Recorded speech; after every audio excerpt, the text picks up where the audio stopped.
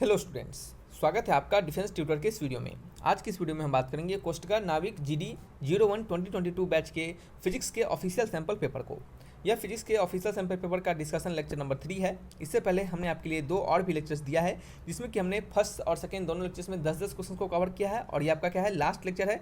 और इसमें हम क्या करेंगे, बचे हुए 5 क्वेश्चन को क्या करेंगे, डिस्कशन करके आपके फिजिक्स का ऑफिशियल सैंपल पेपर खत्म करेंगे। ठीक है, नेक्स्ट फिर आपके जीडी के मैथमेटिक्स की ओर बढ़ेंगे, और जीडी के मैथमेटिक्स के सैंपल पेपर को खत्म करने के बाद हम डीबी के सभी पेपर्स को इसी प्रकार से आपको खत्म कर देंगे। ज़्यादा समय नहीं लेंगे, जल्दी से ही आपको क्या करेंगे, सभी पेपर को खत्म कर देंगे, ताकि क्या हो, आपको उससे हेल्प मिल सके।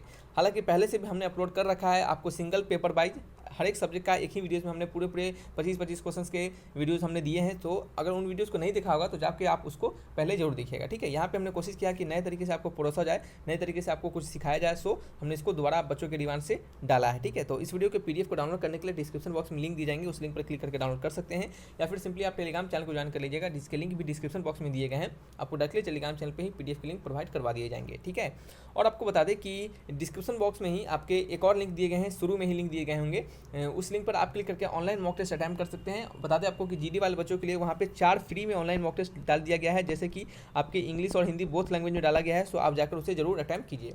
आपके लिए और भी उस पर काम चल रहा है, जैसा आप लोग का डिमांड रहेगा उसके अनुसार आपका और भी मॉक टेस्ट वहाँ पे डाला जाएगा। ठीक है, तो जैसे से वहाँ पे इंस्ट्रक्शंस दिया जा रहा है उसको फॉलो कीजिए। अगर आप उतने इंस्ट्रक्शंस को फॉलो करेंगे तो आपके लिए और भी मॉक टेस्ट का क्या कहा जाएगा, उसको वहाँ पे बढ़ाया जाएगा। कंबाइंड मॉक टेस्ट भी डाला जाएगा, कंबाइंड प्रैक्टिस टेस्ट भी डाला जाएगा, और आपका सेक्शनल यानी सब्जेक्ट वाइज भी डाला जाएगा। ठीक है, ताकि आपको वो हेल्प हो सके। तो आइए बढ़ते हैं अपने इस वीडियो लेक्चर्स की ओर। पहला क्वेश्चन आप यहाँ पे देख सकते हैं, पढ़िए क्वेश्चन को क्या लिखा गया है। यहाँ लिखा गया है कि according to Yukawa theory of nuclear forces the origin of nuclear forces between nucleons is due to exchange of. कहा जा रहा है कि Yukawa theory of nuclear forces के अनुसार, ठीक है, जो न्यूक्लियर फोर्सेज का जो ऑरिजिन होता है बिटवीन न्यूक्लियस के, जो न्यूक्लियर फोर्सेज का ऑरिजिन होता है न्यूक्लियंस के बीच में, वो किसके एक्सचेंज से होता है। ठीक है, तो Yukawa theory of nuclear forces के अनुसार जो न्यूक्लियर फोर्स का ऑरिजिन होता है वो न्यूक्लियंस के बीच में किस के एक्सचेंज से होता है। तो आपको यह पूछा जा रहा है, तो वो किसके एक्सचेंज से होता है, बताइए आपको इसका आंसर क्या होगा।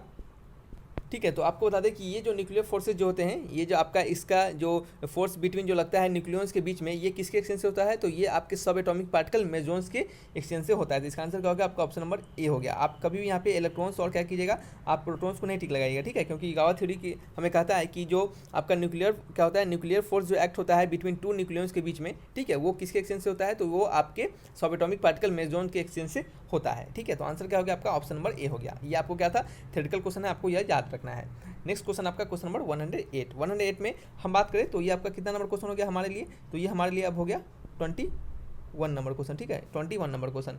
नेक्स्ट क्वेश्चन आपका 108 नंबर। 108 में कहा जा रहा है कि to obtain electron as majority charge carrier in a semiconductor the impurities mixed. कहा जा रहा है कि हमें अगर इलेक्ट्रॉन्स को मेजॉरिटी चार्ज कैरियर के रूप में अगर हमें सेमी कंडक्टर में चाहिए, जैसे कि आपने पढ़ा होगा कि सेमी कंडक्टर में या तो होल्स मेजोरिटी में रहता है या तो इलेक्ट्रॉन्स मेजोरिटी में रहता है। क्या होता है, या तो होल्स मेजोरिटी में रहता है या तो इलेक्ट्रॉन्स मेजोरिटी में रहता है। ठीक है, तो यहाँ पे क्वेश्चन के अनुसार आपको इलेक्ट्रॉन्स अगर मेजोरिटी में चाहिए सेमीकंडक्टर में, तो आपको किस इम्प्योरिटीज को मिक्स करना पड़ेगा। ठीक है, तो अगर आपको इलेक्ट्रॉन्स मेजोरिटी में चाहिए तो आपको पेंटावेलेंट इम्प्योरिटीज को मिक्स करना पड़ेगा। तो यहाँ पे पेंटावेलेंट नहीं दिया गया, तो आप क्या कर सकते हैं, आपका option number D is the correct answer हो जाएगा। ठीक है, तो यहाँ पे लिख लीजिएगा कि अगर आपको इलेक्ट्रॉन्स मेजोरिटी में चाहिए, इलेक्ट्रॉन्स अगर मेजोरिटी में चाहिए तो आपको क्या चाहिए होगा, आपको पेंटावेलेंट, ठीक है, पेंटावेलेंट इम्प्योरिटी चाहिए होगा। ठीक है, पेंटावेलेंट इम्प्योरिटी चाहिए, जैसे कि आपको पेंटावेलेंट इम्प्योरिटीज में कैसे कैसे आ जाएंगे, तो आपका फॉस्फोरस हो जाएगा, सल्फर हो जाएगा। इस प्रकार से हमें क्या करना पड़ेगा, इसके एलिमेंट्स को क्या करेगा, वहाँ पे मिक्स करना पड़ेगा। ठीक है, लेकिन आपको अगर होल्स को मेजोरिटी में चाहिए, अगर आपको होल्स मेजोरिटी में चाहिए, यहाँ पे लिख देते हैं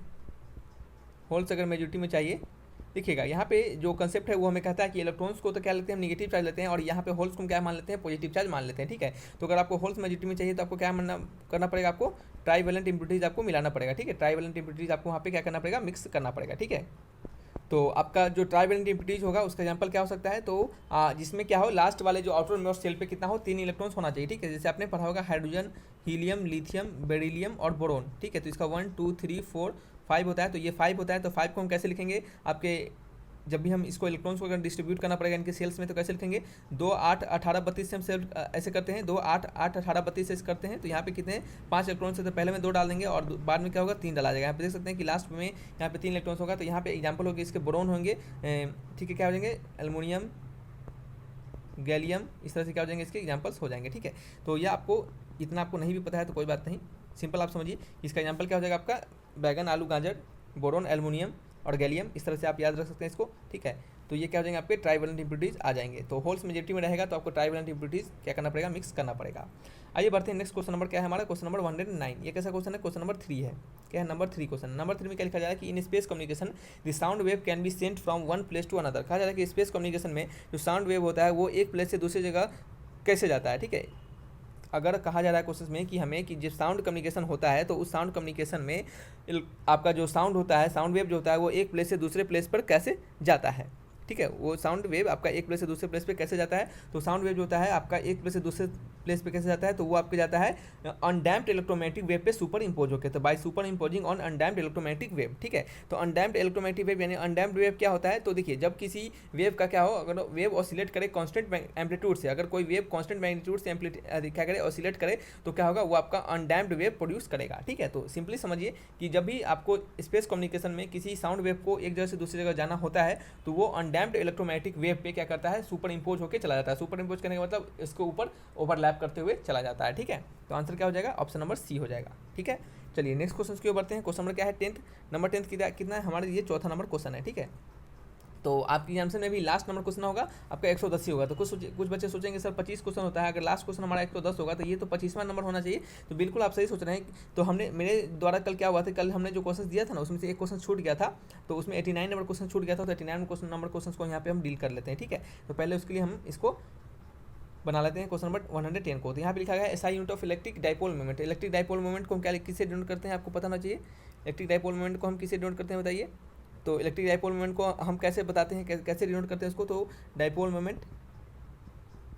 मोमेंट ठीक है, जिसको क्या म्यू भी लिख सकते हैं। ये किसके बराबर होता है, ये आपका होता है 2 × Q × L। ठीक है, जैसे यहाँ पे कोई एक चार्ज है और यहाँ पे कोई एक चार्ज है, ये प्लस चार्ज है और ये क्या है नेगेटिव चार्ज है। इनके बीच का डिस्टेंस कितना है, 2 टाइम्स ऑफ D है, या फिर कह सकते हैं 2 टाइम्स ऑफ L है। तो इनके बीच का अगर डिस्टेंस 2 टाइम्स ऑफ L है तो इनका क्या होगा, इनका डाइपोल मोमेंट कितना हो जाएगा, mu equal to 2Q × L हो जाएगा। ठीक है, ये क्या हो जाएगा, इनका डाइपोल मोमेंट हो जाएगा। आपने ये फार्मूला पढ़ा होगा। ठीक है, यहाँ से हम आपको इसका यूनिट के बारे में बात कही जा रही है। तो यूनिट कैसे निकालेंगे, तो Q क्या है, कूलम होता है, चार्ज है Q, तो चार्ज का क्या होगा यूनिट होगा कूलम होगा, और L क्या है लेंथ है, तो क्या होगा मीटर होगा। तो कूलम मीटर, और इसको क्या लिखते हैं आप, इसको हम क्या लिखते हैं, इसका जो एक प्रॉपर नाम होता है, इसका क्या नाम होता है प्रॉपर, इसका नाम होता है डीबे। क्या होता है, DEBYE।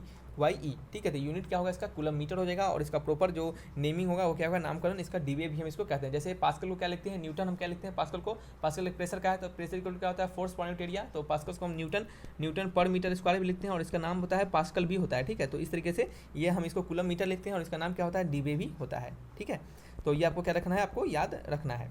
तो ये क्वेश्चन हमारा हो गया आपका नंबर 4। इसका आंसर क्या हो गया, कूलम मीटर। ऑप्शन नंबर क्या है, सी इज द करेक्ट आंसर। आइए बढ़ते हैं क्वेश्चन नंबर लास्ट है, लास्ट हमारा 89 नंबर क्वेश्चन। ये आपका क्या है, हमारा पाँचवा, इसमें 5वां नहीं है, ये कितना है आपका, ये आपका 21 था ना, ये आपका कितना है 22 है, ये 23 है, ये कितना है 24 है, और ये कितना आपका 25 है। तो 25 नंबर क्वेश्चन में कहा जा रहा है कि the path of particle given by expression y = AT + BT square where A and B are constant, y is displaced at time t, its velocity at any instant is given by. ठीक है, तो sorry थोड़ा सा कुछ लोग आ जा रहे थे। तो यहाँ पे क्वेश्चन के अनुसार कहा जा रहा है कि the path of particle is given by expression. ये एक्सप्रेशन से किसी पार्टिकल के पाथ को बताया जा रहा है। क्या एक्सप्रेशन है, y = AT + BT स्क्वायर से किसी पार्टिकल के पाथ को बताया जा रहा है। ठीक है, कहा जा रहा है कि ए और बी क्या है, कांस्टेंट है, y क्या है, डिस्प्लेसमेंट है किसी टाइम t के लिए। तो कहा जा रहा है कि वेलोसिटी एट एनी इंस्टेंट, तो वेलोसिटी हम आपको निकालना है किसी इंस्टेंट टाइम t पे। ठीक है, तो वेलोसिटी कैसे निकालते हैं, आपने पढ़ा होगा, वेलोसिटी जो होता है वो क्या होता है आपका dy/dt होता है, यानी आप इसको dx/dt भी कर सकते हैं, यानी change in displacement upon change in time. ठीक है, यानी आप डिस्प्लेसमेंट को इक्वेशन को क्या कीजिए, टाइम के साथ डिफरेंशिएट कर दीजिए, वो आपका क्या हो जाएगा, वेलोसिटी आपका आ जाएगा। तो इसको डिफरेंशिएट करेंगे तो t का क्या होगा 1 हो जाएगा, ये कांस्टेंट है तो बाहर आ जाएगा, a × 1 प्लस ये आपका t स्क्वायर क्या हो जाएगा 2 × b × t, ये क्या हो गया 2bt + a। ठीक है, यह क्या हो जाएगा आपका वेलोसिटी का वैल्यू हो जाएगा 2bt + a। तो इसको थोड़ा सा अच्छा से लिख दे ताकि आपको दिख भी जाना चाहिए। तो 2bt + a हो जाएगा, ऑप्शन मैच कर लीजिएगा कौन सा ऑप्शन है, 2bt + a। ऑप्शन नंबर क्या है, ए इज द करेक्ट आंसर। ठीक है, तो इस तरीके से क्या होता है, इस क्वेश्चन को बनाना होता है। ये सिंपल क्वेश्चन होता है, इस तरह के क्वेश्चन जब भी आते हैं तो ये आपको कम से कम छूटने नहीं चाहिए। ठीक है, तो ये क्या थे आपके सैम्पल पेपर के कंप्लीट सॉल्यूशन थे जो कि हमने यहाँ पे आपको दिया है। और नेक्स्ट आने वाले वीडियोज़ में मैथ्स के जो जीडी के मैथ्स है उसके सैम्पल पेपर को देंगे, और आपका जीडी के सेक्शन 1 सेक्शन 2 के रिगार्डिंग सभी जो आपके डाउट्स हैं वो आपके खत्म हो जाएंगे। ठीक है, सभी जो आपके सॉरी डाउट्स बोल रहे हैं, सभी जो सैम्पल पेपर है वो आपके खत्म हो जाएंगे, कंप्लीट हो जाएंगे। नेक्स्ट डीबी की ओर बढ़ेंगे, फिर डीबी के कंप्लीट सॉल्यूशन को देखे वो भी खत्म कर देंगे। तो चलिए रखते हैं इस वीडियो को, नेक्स्ट वीडियो में फिर से मिलेंगे। Thanks for watching my video, तब तक के लिए बाय बाय।